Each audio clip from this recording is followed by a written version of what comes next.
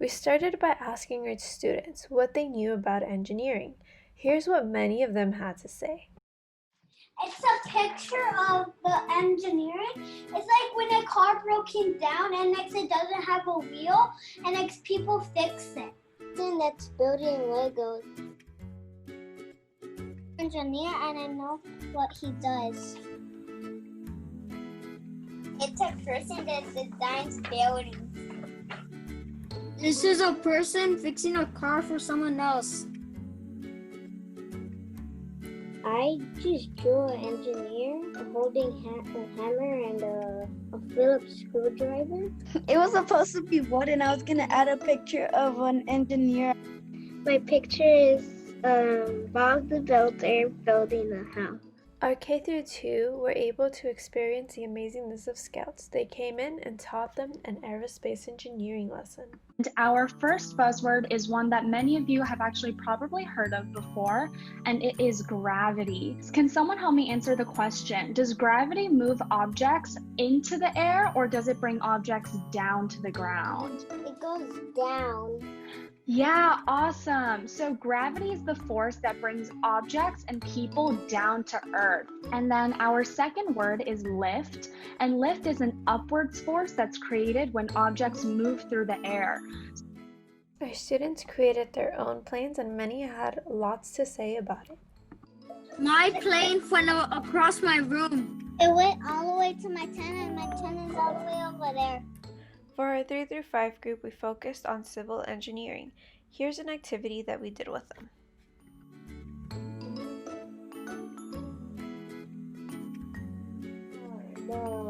The circle holds better than the triangle. The circle kind of resisted some of the books, and the triangle is not even a little crumbled. Yeah, look at my circle holding up my journal. That concludes day 1. But wait, there's more. We had a guest speaker come in on our second day of engineering. Okay, hello. My name is Dr. Darin Gray, and I am an engineer. I also work at USC in the School of Engineering, and I wanted to talk to you about solving problems. Here's the scenario. We're back in school, yay! But we still have to do social distance.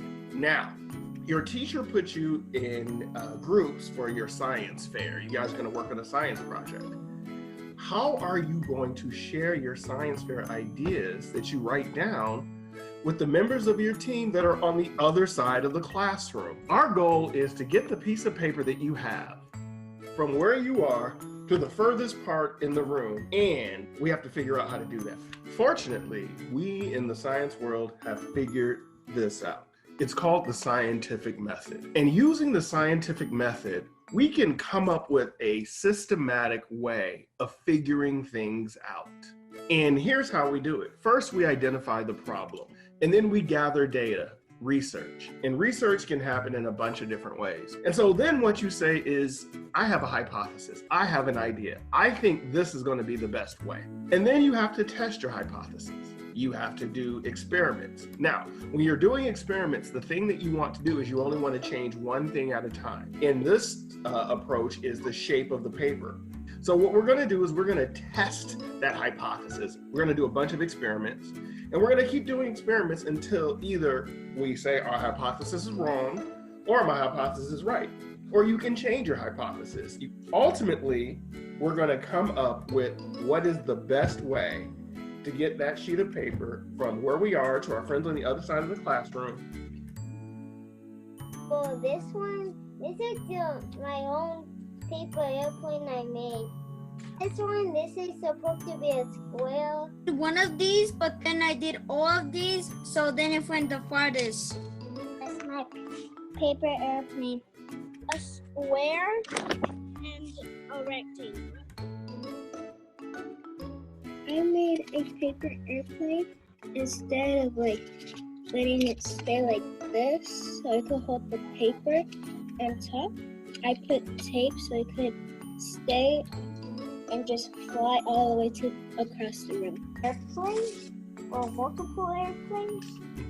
And on the last one, I made an airplane with big wings. So now you have to improve your model.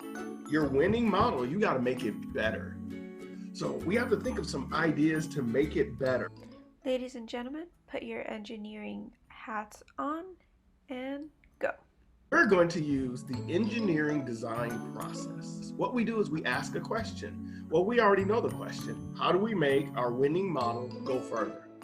Then we have to imagine, what can I do to my crumpled piece of paper to make it go further? And then we actually create it, and then we experiment. Oh man, that didn't go further, so I better do something different. We're gonna make it better.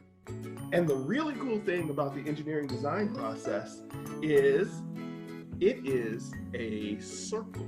Now, if we go back to the scientific method, we want it to get to the end of something. We want it to end up with the best model. For the engineering design process, it never ends. You're always improving it. I crumbled 2 sheets of paper and they went the farthest. That's awesome. And why do you think they went the furthest? Because the heavier it is, the farthest it goes. Very good, very good. I added bigger parts, so just in case this falls, this thing will go and throw. My paper airplane with the furthest.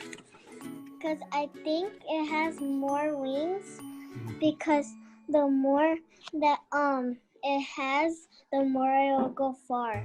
I made it with like kind of this design where like I can make the wings a little bit better, so I can go higher and faster. So when I flew my paper plane, I put like a pencil so it could straighten up, so the paper plane could just go straight instead of falling down. So we can use the scientific method in the engineering design process to solve any problem. So sometimes people say things and you may go, is that true?